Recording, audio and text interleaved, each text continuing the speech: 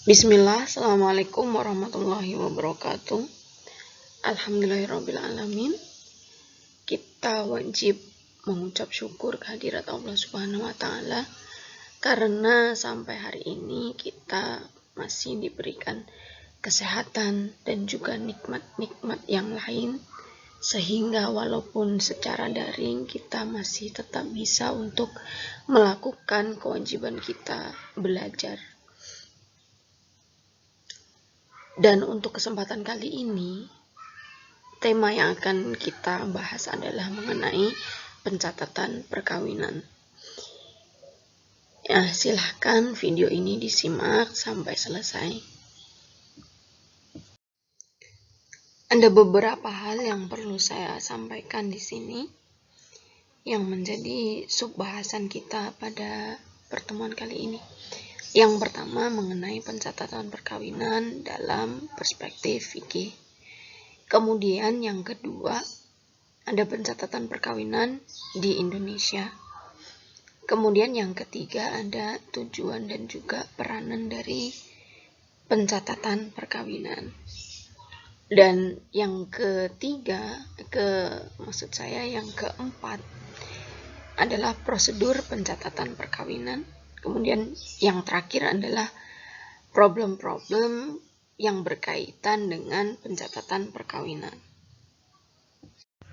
Yang pertama kita bahas adalah mengenai pencatatan perkawinan dalam fikih. Pada dasarnya hukum Islam tidak mengatur adanya kewajiban akan pencatatan sebuah perkawinan sepanjang perkawinan itu sudah memenuhi syarat dan rukun, maka perkawinan itu sudah dianggap sah. Nah, akan tetapi seiring perkembangan zaman, keabsahan suatu pernikahan yang tidak dicatatkan ini banyak menimbulkan madharat. Untuk karena itu, Islam karena mengalir sesuai dengan kebutuhan zaman, kita bisa mengkiaskan hukum dari pencatatan perkawinan itu sebagaimana hukum dalam pencatatan sebuah akad muamalah. Ini dalilnya terdapat dalam Quran Surat Al-Baqarah ayat 282. Saya bacakan sebentar ya. Ya ayyuhalladzina amanu idza tadayantum bidainin ila ajalin musamma faktubuh. Ya Allah memerintahkan kepada orang-orang mukmin apabila hendak melakukan sebuah akad muamalah hendaklah ditulis. Nah, ini kenapa? Berarti di hadapan Allah bukti tertulis itu adalah bukti yang kuat, adalah bukti yang dibenarkan. Kenapa dikatakan kuat? Karena ada kalanya ini menguatkan dari sebuah persaksian, ada kalanya juga lebih kuat daripada sebuah persaksian. Saya katakan lebih kuat daripada sebuah persaksian, kenapa? Terkadang saksi itu bisa hilang, persaksian itu bisa hilang atau bisa berubah. Saksi bisa meninggal, atau mungkin saksi semakin tua kemudian dia lupa, itu bisa saja terjadi. Atau mungkin saksi melakukan sebuah khilafan, saksinya memberikan kesaksian yang berbeda dari kesaksian awal. Misal dia tergiur akan tawaran dari pihak kedua, menjanjikan ini dan itu, begitu, bisa saja itu terjadi. Maka dari itu saksi itu tidak lebih daripada hanya sebuah bukti pendukung. Jadi bukti yang tertulis ini kalau menurut saya lebih otentik. Kemudian apa kaitannya dengan pencatatan perkawinan? Kalau pencatatan perkawinan itu kan hal yang sifatnya ibadah, bukan hal-hal yang berkaitan dengan urusan muamalah. Nah, ini kita dapat ambil ilatnya, bahwasannya sifat asal dari hukum mencatatkan sebuah akad itu agar terhindar dari adanya madharat atau penyalahgunaan. Yang ini dalam hal ini kan bisa saja ya, kalau tidak ada bukti tertulis itu nanti disalahgunakan, banyaklah madorotnya. Nah, ini ilatnya sama, jadi bisa kita kiaskan hukum adanya bukti tertulis atau pencatatan perkawinan itu dengan pencatatan perjanjian muamalah. Dengan pengkiasan dalil tadi, kalau saya bilang pencatatan perkawinan itu dapat dihukumi wajib, sebuah kewajiban untuk mencatatkan perkawinan, karena untuk menghindari madharat-madharat yang bisa saja terjadi di kemudian hari, ini diperlukan adanya bukti tertulis. Kalau ada sesuatu gitu kan, secara hukum itu dapat diproses dengan mudah. Maka dari itu hukumnya wajib. Nah, lalu ini kenapa harus dicatatkan sebuah perkawinan? Alasan apa? Kenapa harus ada pencatatan sebuah perkawinan? Ini menjawab kebutuhan zaman. Sudah tidak zamannya lagi kalau sebuah perkawinan itu hanya dilakukan di bawah tangan, karena kalau tidak dicatatkan itu selain madharat yang nanti banyak berdampak kepada istri, kepada anak, terhadap kebebasan seorang suami yang tidak terbatas dalam melakukan perkawinan, ada juga madharat yang lain, yaitu nanti kekisruhan dalam hal pengurusan harta. Misalnya saja seharusnya dapat gonong ini tapi tidak bisa mengurus itu, kemudian seharusnya dapat warisan tetapi tidak dapat, ya banyaklah.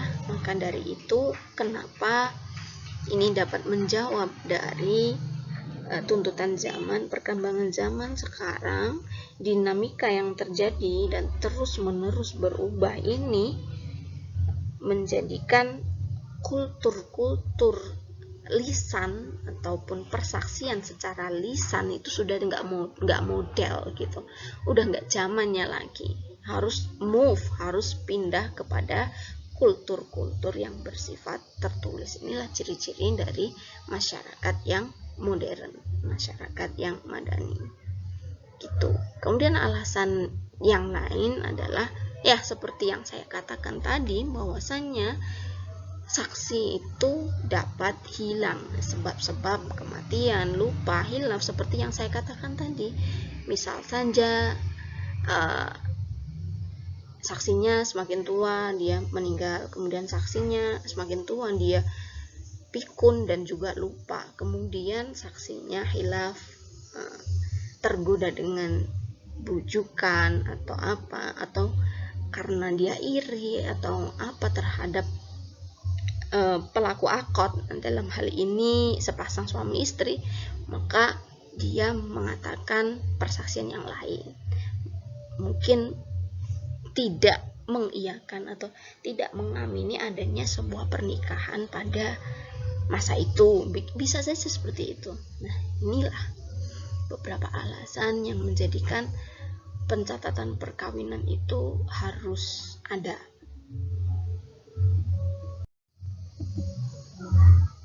Lalu apa yang menjadi tujuan dari adanya sebuah pencatatan perkawinan? Ini kalau saya gambarkan secara general ya, ini adalah tujuannya mewujudkan ketertiban perkawinan dalam masyarakat. Jadi perkawinan yang ada dalam masyarakat itu diharapkan semuanya tertib administrasi. Jadi kalau sudah tertib administrasi, legal formalnya itu menurut negara dan juga agama itu sudah pada tempatnya, maka dalam segala urusan ini nanti akan tertib. Kalau misalnya suatu saat terjadi perselisihan antara kedua suami istri, percekcokan antara keduanya ini tidak henti, kemudian salah satu mengajukan gugatan perceraian ataupun apa, atau permohonan untuk ditalak, maka salah satu pihak atau pihak yang lainnya itu dapat mengupayakan hak-haknya atau mempertahankan dari hak-haknya, atau juga bisa memperoleh apa yang menjadi haknya. Ini semua bisa untuk diusahakan melalui bukti tertulis yang otentik tadi, gitu sih. Kalau yang kedua ini untuk mengatur lalu lintas poligami. Kalau belum ada pencatatan perkawinan, ini lalu lintas poligami ini sangat ramai sekali. Misal laki-laki diberikan kebebasan sebebas-bebasnya, tidak diberikan sih, sebenarnya agama sudah mengatur ya, akan tetapi mereka melakukan dengan bebas. Artinya apa? Kalau tidak ada satu pencatatan perkawinan terkait dengan status dari perkawinan si suami tadi, artinya dia dalam kartu kependudukannya dia itu masih bujang atau belum kawin atau tak kawin. Jadi dia masih bebas untuk melakukan sebuah perkawinan yang sah menurut negara itu dengan orang lain. Nah, dan yang istri pertamanya tadi itu tidak dianggap, perkawinan yang ada sebelumnya itu tidak dianggap sah. Itu bisa saja terjadi karena secara hukum perkawinan yang pertama itu tidak diakui. Ini jadi laki-laki untung sekali ya dengan tidak adanya sebuah pencatatan perkawinan. Begitu. Ini. Jadi kalau ada pencatatan perkawinan, lalu lintas poligami ini dapat dikendalikan, dapat diatur. Kemudian manfaatnya apa? Manfaat dari adanya sebuah pencatatan perkawinan, sebenarnya tadi tujuan dan juga manfaat itu hampir sama ya, tapi ini saya bedakan sedikit. Kalau untuk manfaat itu dibagi menjadi dua. Manfaat yang pertama adalah manfaat preventif. Apa yang dimaksud dengan manfaat preventif ini? Supaya apa? Untuk menanggulangi agar tidak terjadi penyimpangan rukun-rukun dan syarat perkawinan. Nah, baik ini rukun-rukun dan syarat yang sesuai dengan hukum agama maupun yang sesuai dengan perundang-undangan. Ini agar tidak terjadi penyimpangan. Begitu ya. Kemudian kalau manfaat represif itu apa? Nah, ini agar tidak hanya mementingkan aspek-aspek hukum fikih saja. Jadi orang atau sepasang suami istri itu juga memperhatikan aspek-aspek yang berkaitan dengan keperdataan ke depannya. Misal anaknya nanti keperdataannya gimana, gitu harus biar dipikirkan oleh sepasang suami istri, tidak hanya mementingkan persoalan yang berkaitan dengan fikih saja. Jadi kalau sudah menurut fikih sudah sah ya sudah, nggak apa-apa gitu. Tapi kan dia juga harus mementingkan apa yang disebut dengan aspek-aspek keperdataan. Oh iya, nanti kalau tidak dicatatkan kan kedepannya susah. Bagaimana dengan anak yang lahir nanti? Anak kita nanti bagaimana? Kalau mau sekolah gimana? Kalau mau bikin akte gimana? Dan lain-lain. Nah, banyak. Termasuk nanti kalau kita bercerai bagaimana? Nanti kalau salah satu dari kita meninggal bagaimana? Ini kan nanti ada efeknya. Jadi aspek-aspek keperdataan seperti itu harus difikirkan oleh sepasang suami istri. Tidak hanya aspek-aspek yang berkaitan dengan hukum Islam atau hukum fikih. Inilah yang disebut dengan manfaat represif. Adapun dampak yang ditimbulkan dari adanya perkawinan di bawah tangan itu meliputi beberapa hal. Ini terutama sangat berdampak kepada istri dan juga anak yang dihasilkan. Untuk istri, secara hukum dia tidak dianggap sebagai istri yang sah. Begitu juga dengan anak. Anak tidak dianggap sebagai anak yang sah. Kemudian keduanya tidak berhak atas harta yang dimiliki oleh bapaknya atau harta yang dimiliki oleh suami atau bapaknya. Jadi kalau sang istri itu tidak berhak atas nafkah, warisan, gonogini, dan lain-lain. Jadi di kemudian hari apabila suaminya pergi atau meninggalkan dia, atau tiba-tiba hilang, atau mungkin meninggal, itu dia tidak memiliki hak atas harta dari suaminya. Pun secara sosial ini dampaknya sangat berat ya untuk psikis si istri. Ia dilabeli dengan label yang negatif, dikatakan bahwasanya dia kumpul kebo, atau mungkin dikatakan juga bahwa dia itu wanita simpanan. Kemudian ini sekarang lagi musimnya pelakor, mungkin dia katakan dia itu pelakor kayak gitu kan. Nanti efeknya tidak baik untuk psikologi dari si istri. Dan juga kepada anaknya terkait dengan nafkah, dia juga tidak memiliki hak atas nafkah dari bapaknya, baik pendidikannya, juga kewarisannya, seperti itu, karena keperdataannya dengan bapaknya itu tidak diakui secara hukum. Begitu. Nanti juga dia akan kesulitan dalam kepengurusan keperdataan yang lain-lain, misal mau daftar sekolah, mau bikin akta, itu susah. Harus mengurus semuanya itu terlebih dahulu. Walaupun sekarang ada solusinya kan, tetapi kan jika dari awal bisa untuk dilakukan sah secara hukum, kenapa harus memperumit diri gitu ya.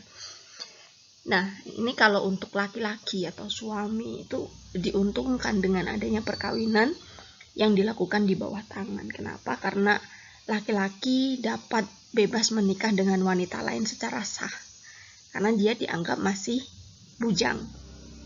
Begitu. Jadi dia tidak dipusingkan dengan kewajibannya terhadap istri dan anaknya tadi, karena dia masih dianggap sebagai lajang gitu ya.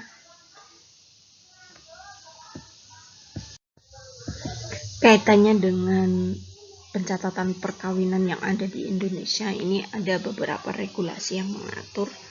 Di antaranya ada Undang-Undang Nomor 22 Tahun 1946, Junto Undang-Undang Nomor 32 Tahun 1954. Ini tentang NTCR ya. Kemudian ini saya sebutkan di sini ada di pasal 2 ayat 2 Undang-Undang Nomor 1 Tahun 1974. Ada kemudian di pasal 2, 3, 10, 11 ini PP Nomor 9 Tahun 1975 tentang pelaksanaan UU Nomor 1 Tahun 1974. Kemudian ada pasal 5 dan pasal 6 KHI.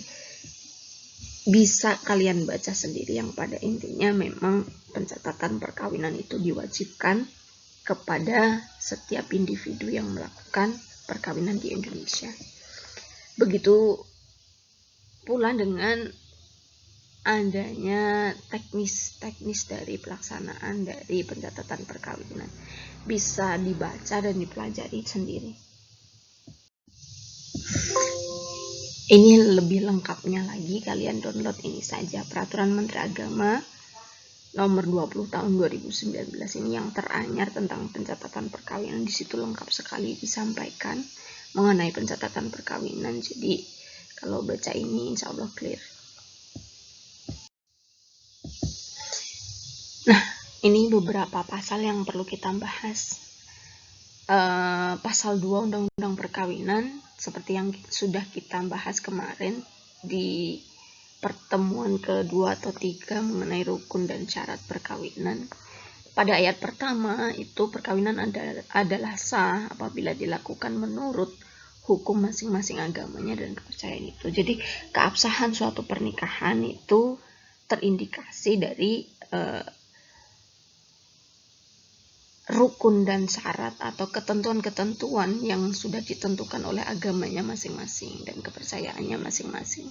Nah, kalau di sini untuk rukun dan syarat kemarin sudah kita pelajari pada pertemuan kedua atau ketiga ya mungkin. Nah, jadi ia tidak menyertakan adanya pencatatan perkawinan sebagai rukun dan syarat. Akan tetapi pada ayat 2 disebutkan bahwasanya tiap-tiap perkawinan dicatatkan menurut peraturan perundang-undangan yang berlaku. Ini artinya apa? Walaupun pencatatan perkawinan ini tidak mempengaruhi keabsahan suatu pernikahan, akan tetapi dia merupakan satu kesatuan, terintegrasi dengan ayat yang pertama. Jadi hukumnya adalah wajib untuk mencatatkan sebuah perkawinan kepada pegawai pencatat perkawinan. Kemudian pada pasal 2 peraturan pemerintah nomor 9 tahun 1975 ini tentang pelaksanaan UUP itu disebutkan teknis-teknis tentang pencatatan perkawinan. Bisa dibaca sendiri ya. Di sini ayat pertama, pencatatan perkawinan dari mereka yang melaksanakan perkawinan menurut agama Islam dilakukan oleh pegawai pencatat sebagaimana dimaksud dalam UU nomor 32 tahun 1954 tentang pencatatan nikah, talak dan rujuk. Ayat 2, pencatatan perkawinan dari mereka yang melaksanakan perkawinannya menurut agamanya dan kepercayaannya itu selain agama Islam dilakukan oleh pencatat perkawinan pada kantor catatan sipil. Kemudian pada ayat ketiga, dengan tidak mengurangi ketentuan-ketentuan khusus yang berlaku bagi tata cara perkawinan berdasarkan berbagai peraturan yang berlaku, tata cara perkawinan dilakukan sebagaimana ditentukan pada pasal 3 dan pasal 9 peraturan ini. Jadi bisa dibuka sendiri ya.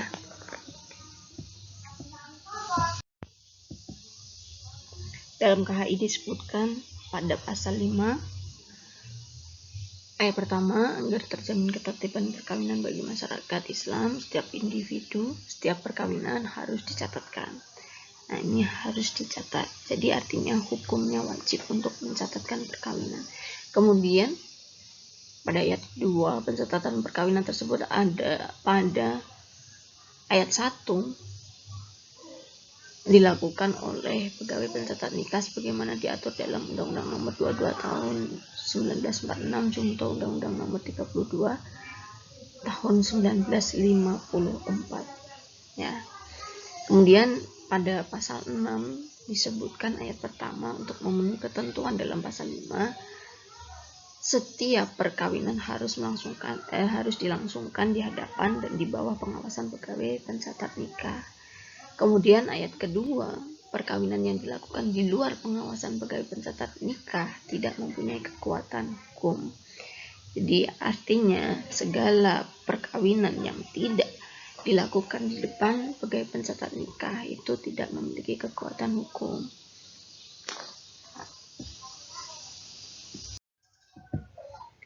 Ini untuk prosedur dari perkawinan, bisa dibaca sendiri ya. Ini dari pemberitahuan kehendak nikah, kemudian pemeriksaan oleh pihak KUA apakah ada halangan untuk melakukan perkawinan, sampai dengan pelaksanaan perkawinan dan juga penandatanganan buku nikah, akta nikah. Nih, silahkan dilihat. Karena terlalu kecil saya membacanya. Pada intinya seperti ini, calon mempelai datang ke RT RW setempat minta surat pengantar, kemudian ke kelurahan minta surat pengantar. Apabila dilakukan di luar kecamatan pernikahannya, kecamatan dia berdomisili, maka minta surat rekomendasi nikah. Kalau laki-laki biasanya minta surat numpang nikah di kecamatan pihak perempuan berdomisili. Nah, itu. Kemudian pada intinya juga pemberitahuan nikah disampaikan kepada KUA, lalu diteliti sebelum itu apakah pernikahannya dilakukan di jam kerja KUA dan juga di KUA setempat ataukah di luar KUA, dan juga di luar jam kerja ini ada perbedaan. Kalau dalam KUA itu gratis, artinya Rp 0. Kalau di luar KUA dan juga di luar jam kerja itu membayar sebesar Rp600.000. Nah, disetorkan kepada bank, tidak disetorkan kepada pegawainya ya, tapi kepada bank langsung ataupun bisa instansi yang ditunjuk seperti kantor pos itu bisa. Kemudian setelah itu kalau berbayar atau dilakukan di luar jam kerja dan juga di luar KUA itu nanti sebelum diperiksa oleh pihak kecamatan, pihak KUA kecamatan, maka sebelumnya adalah menyetorkan slip setorannya, baru setelah itu pihak kecamatan, KUA kecamatan itu melakukan pemeriksaan berkas, apakah berkas-berkasnya itu sudah sesuai dan juga para pengantin tidak ada ataupun tidak berhalangan untuk melakukan perkawinan. Nah, baru melaksanakan akad perkawinan, baik itu di dalam ataupun di luar KUA kecamatan, sama saja ya pelaksanaannya. Nanti semuanya tanda tangan, baik saksi, wali, calon mempelai, semuanya sudah, baru secara hukum sudah sah sebagai sepasang suami istri. Itu pada intinya seperti itu. Jadi dari pemberitahuan kehendak nikah, kemudian penelitian dari pihak KUA, lalu diumumkan kapan akan dilaksanakan sebuah perkawinan, lalu akan dilaksanakan perkawinannya itu. Itu 4 tahapan dari proses pencatatan perkawinan ataupun proses perkawinan itu sendiri. Ini ada beberapa permasalahan yang perlu kita bahas atau singgung sedikit kaitannya dengan pencatatan perkawinan. Yang pertama adalah nikah siri. Nikah siri itu adalah pernikahan yang tidak dicatatkan atau pernikahan yang di bawah tangan. Pernikahan ini sebenarnya memenuhi semua rukun dan syarat yang ditetapkan oleh fikih, kan tetapi tidak dicatatkan kepada instansi yang berwenang. Yang dimaksud instansi ini adalah KUA. Nah, kalau agama lain di kantor catatan sipil. Begitu. Jadi dalam masyarakat kita terutama Muslim yang beragama Islam itu ada anggapan bahwa keabsahan suatu pernikahan itu ada dualisme hukum. Jadi ada sah menurut agama dan juga sah menurut hukum negara. Begitu yang mereka pahami. Padahal tidak seperti itu. Pandangan yang seperti ini harus kita luruskan. Undang-undang kita sudah mengatur, jadi sudah diadopsi nih, hukum Islam sudah diadopsi ke dalam undang-undang perkawinan, bahkan secara lebih detail dibahas dalam Impres nomor 1 tahun 91, yaitu kompilasi hukum Islam.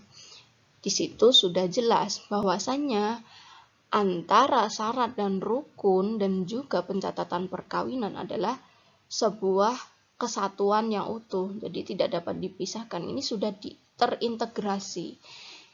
Kewajiban orang yang menikah adalah mencatatkan pernikahannya ke dalam instansi yang berwenang. Ini demi mencegah adanya mazharat yang ditimbulkan ke depannya dalam pernikahan itu. Jadi kalau nanti kalian atau kita semua misal jadi penyuluh agama Islam ataupun menjadi penghulu ataupun jadi naib atau yang lainnya, jadi kita bisa meluruskan pandangan masyarakat yang masih keliru ini. Permasalahan yang kedua adalah isbat nikah atau penetapan perkawinan. Dalam hal ini adalah pengadilan agama menetapkan sebuah perkawinan dengan alasan-alasan yang dapat dibenarkan oleh syariat Islam. Dan ini terbatas pada hal-hal sebagai berikut. Yang pertama adalah adanya perkawinan dalam rangka penyelesaian perceraian. Wah, belum ada. Ini ya lucu juga sih. Jadi dia udah mau bercerai tapi pernikahannya belum terdaftarkan. Nah, ini biasanya dulu menikahnya tidak punya akta nikah alias dilakukan nikah di bawah tangan atau nikah siri. Ada beberapa alasan ya, biasanya mungkin dia sudah hamil duluan karena malu, ya udah nikah secara agama saja, anggapannya seperti itu. Jadi dianggapnya negara kita itu tidak mengizinkan nikah hamil, atau mungkin karena besar malunya ya terhadap masyarakat. Itu juga bisa, atau mungkin juga dia sebagai istri kedua, itu juga bisa sih, tidak dicatatkan. Jadi minta ketetapan dari pengadilan untuk menetapkan pernikahannya pada tahun sekian untuk mengurus perceraian sekarang gitu. Bisa. Kemudian hilangnya akta nikah. Jadi dia sudah punya akta nikah tapi hilang. Itu juga bisa diurus untuk ditetapkan pernikahannya di pengadilan agama. Kemudian yang selanjutnya adalah adanya keraguan tentang keabsahan salah satu rukun perkawinan. Ini juga bisa terjadi jika ada keraguan-keraguan, lebih baik untuk meminta penetapan dari pengadilan agama tentang pernikahannya. Kalau masih ragu-ragu ya tentang keabsahan rukun dan syarat pernikahannya dulu. Kemudian yang selanjutnya adalah perkawinan terjadi sebelum tahun 1974. Maksudnya ini perkawinan terjadi sebelum Undang-Undang Nomor 1 Tahun 1974 itu berlaku. Nah, itu kalau tahun segitu berarti umurnya berapa ya kalau sekarang? Ya mungkin itu sudah tidak ada atau sudah meninggal. Jadi yang meminta penetapan perkawinan atau isbat nikah itu adalah warisnya atau anak cucunya. Nah, itu minta penetapan agar dapat mengurus harta waris dari mendiang. Begitu juga bisa. Karena mendiang orang tuanya atau mendiang kakeknya, neneknya itu tidak memiliki akta nikah. Dan pernikahannya dulu tidak dicatatkan karena Undang-Undang Nomor 1 Tahun 1974 itu belum berlaku. Itu bisa saja terjadi. Nah, ini kemudian yang terakhir adalah perkawinan dilakukan oleh mereka yang tidak mempunyai halangan perkawinan menurut Undang-Undang Perkawinan. Kalau ini sudah jelas ya. Minta ditetapkan. Ini pada umumnya.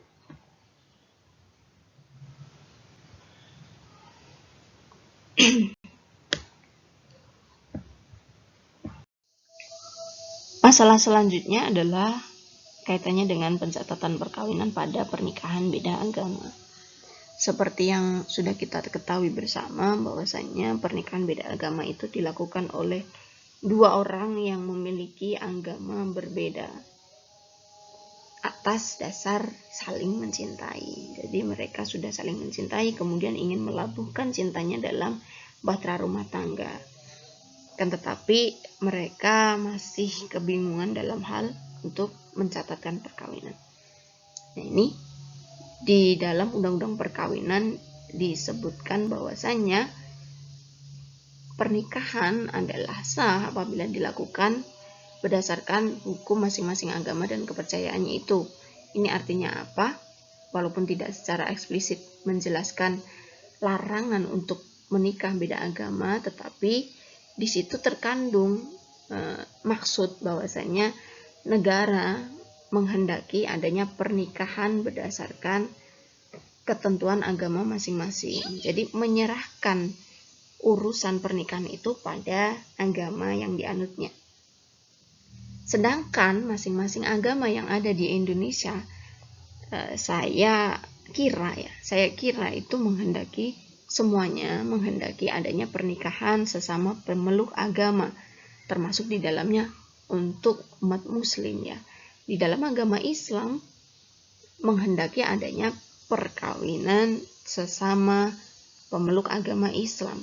Ini juga diatur dalam KHI pasal 40C kayaknya, dan juga 44. Pada pasal itu, kedua pasal itu dijelaskan bahwasanya laki-laki muslim tidak boleh menikahi wanita non muslim.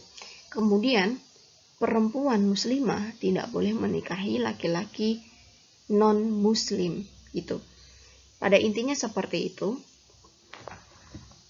Jadi solusi yang ditawarkan bukan solusi yang ditawarkan negara, bukan. Jadi mereka mengambil solusi alternatif untuk mencatatkan pernikahan mereka dengan cara menundukkan sementara pada agama pasangannya. Salah satu pasangan menundukkan agamanya, menundukkan sementara agamanya kepada pasangannya, agama pasangannya, hanya untuk kebutuhan pencatatan perkawinan, agar perkawinannya diakui oleh negara. Jadi nanti efek keperdataannya dapat ditangani, begitu ya. Ini atau mereka mungkin melakukan pernikahan di luar negeri. Itu banyak ya artis-artis itu menikah di luar negeri, kemudian pulang memberitahukan bahwasannya sudah terjadi pernikahan di sana, begitu. Nanti pada dasarnya ujung-ujungnya adalah dicatatkan dalam catatan sipil. Nah, sama saja ya.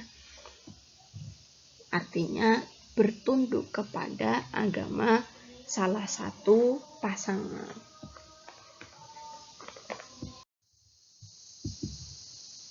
Mungkin ini sedikit yang dapat saya sampaikan kaitannya dengan pencatatan perkawinan.